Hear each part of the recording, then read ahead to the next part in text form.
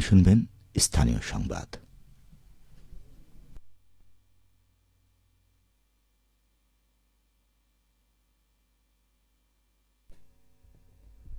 আসসালামু আলাইকুম। বাংলাদেশ বেতার, রাজশাহী। স্থানীয় সংবাদ পড়ছি শাহানা পারভিন। পবিত্র রমজান মাস উপলক্ষে নিত্য প্রয়োজনীয় পণ্যের মূল্য সহনীয় পর্যায়ে রাখতে বগুড়া শহরে টিসিবির পণ্য বিক্রয় শুরু হয়েছে। আজ সকাল 10টা থেকে শহরের বিভিন্ন স্থানে এই কার্যক্রম চালু হয়। আগামী 28 মার্চ পর্যন্ত চলমান থাকবে। বগুড়া শহরের খোকন পার্কের সামনে, ঠনঠনিয়া তাজমা সিরামিক এলাকা, বৌবাজার শারমিন ক্লিনিকের সামনে, মাটিডালি উপজেলা চত্বর এবং গোদারপাড়া বাজারের সামনে এই টিসিবির পণ্য বিক্রয় করা হচ্ছে। বগুড়ার জেলার প্রশাসক হোসনা আফরোজা জানান, বাজার মূল্য সহনীয় পর্যায়ে রাখতে বগুড়ার বেশ কয়েকটি পয়েন্টে এই কার্যক্রম শুরু হয়েছে। আগামী 28 মার্চ পর্যন্ত এই ধারা অব্যাহত থাকবে। সরকার নির্ধারিত মূল্যে টিসিবির পণ্য বিতরণে যাতে কোনো অনিয়ম না হয়, সেজন্য জেলা প্রশাসনের পক্ষ থেকে কঠোর নজরদারি রাখা হচ্ছে। সিরাজগঞ্জে যমুনা সেতু পশ্চিম সংযোগ মহাসড়ক 4 লেনে উন্নীতকরণ কাজ সিংহভাগ সম্পন্ন হওয়ায় সড়ক পথে উত্তর ও দক্ষিণাঞ্চলের মানুষের এবারের ঈদযাত্রায় মিলবে স্বস্তি। ঈদযাত্রা যানজটমুক্ত ও নিরাপদ করতে সড়ক বিভাগ ও হাইওয়ে পুলিশ গ্রহণ করেছে নানা উদ্যোগ।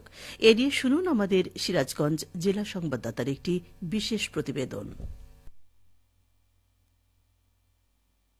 উত্তরবঙ্গের প্রবেশদ্বার হিসেবে পরিচিত যমুনা সেতু ও সেতুটির পশ্চিম পারের 22 কিলোমিটার সংযোগ মহাসড়ক। এই মহাসড়কটি পার হয়ে হাটিকুমরুল গোলচত্বর থেকে হাটিকুমরুল বনপাড়া, হাটিকুমরুল পাবনা ও হাটিকুমরুল বগুড়া মহাসড়কে বিভক্ত হয়ে যায় উত্তর ও দক্ষিণবঙ্গের যানবাহন। ঈদ মৌসুমে এই মহাসড়কে প্রতিদিন যানবাহন চলাচল করে 48 থেকে 50 হাজার। বিপুল যানবাহনের চাপ সামাল দিতে গুরুত্বপূর্ণ মহাসড়কটি 4 লেনে উন্নীত করা হয়েছে। বিভিন্ন পয়েন্টে নির্মাণ করা হয়েছে আন্ডারপাস, ওভারপাস ও ফ্লাইওভার। ফলে এই মহাসড়ক ব্যবহার করে উত্তর ও দক্ষিণাঞ্চলের মানুষের এবারের ঈদযাত্রা হবে অনেকটাই স্বস্তির। যমুনা সেতু থেকে হাটিকুমরুল যে ফোর লেনের রাস্তা রয়েছে সেটার কাজ প্রায় সম্পন্ন হয়েছে এবং হাটিকুমরুল থেকে বগুড়াগামী যে রাস্তা রয়েছে সেটার কাজও প্রায় শেষ হয়েছে। আমরা আশা করতেছি এবার ঈদের যানজট থাকবে না, আমরা নির্বিঘ্নে যাতায়াত করতে পারবো। যমুনা সেতু থেকে হাটিকুমরুল পর্যন্ত রাস্তা ভালো, রাস্তার কাজ হয়েছে, রাস্তা ভালো।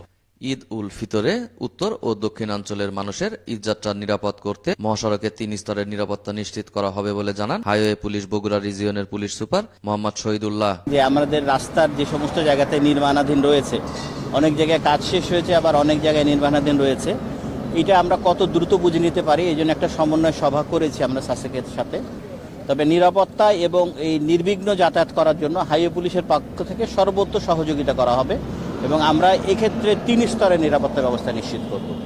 মহাসড়কের সংস্কার, যান চলাচলের শৃঙ্খলা ও পর্যাপ্ত নিরাপত্তা নিশ্চিতের মাধ্যমে উত্তর ও দক্ষিণাঞ্চলের ঘরমুখ যাত্রীদের এবারের ঈদযাত্রা নির্বিঘ্ন করতে প্রয়োজনীয় পদক্ষেপ গ্রহণ করবে সংশ্লিষ্টরা, এমনটি প্রত্যাশা সকলের। সাজিরুল ইসলাম সঞ্চয়, সিরাজগঞ্জ জেলা সংবাদদাতা, বাংলাদেশ বেতার, রাজশাহী।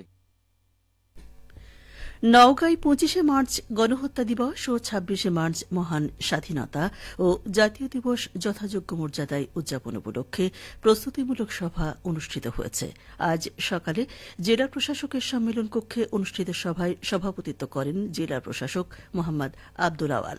সভায় 25 মার্চ গণহত্যা দিবস পালন উপলক্ষে শহীদদের স্মরণে আলোচনা সভা ও স্মৃতিচারণ, আলোকচিত্র ও প্রামাণ্যচিত্র প্রদর্শনী, বিশেষ মোনাজাত, প্রার্থনা, 1 মিনিট ব্ল্যাক আউট কর্মসূচি পালনের সিদ্ধান্ত গ্রহণ করা হয়।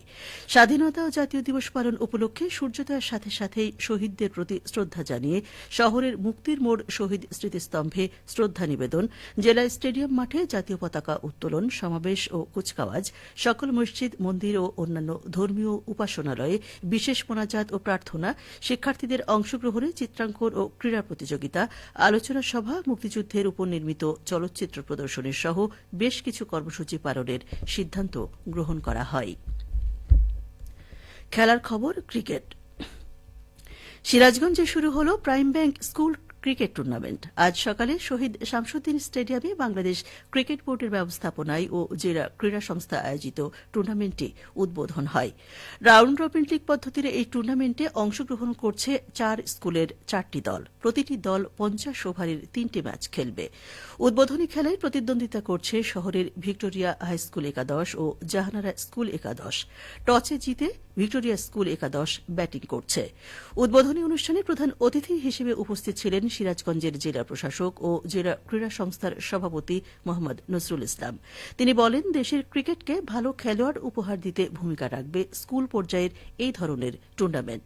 এ সময় আরও উপস্থিত ছিলেন অতিরিক্ত জেলা প্রশাসক সার্বিক গণপতি রায়, জেলা ক্রীড়া অফিসার নূরে এলাহি।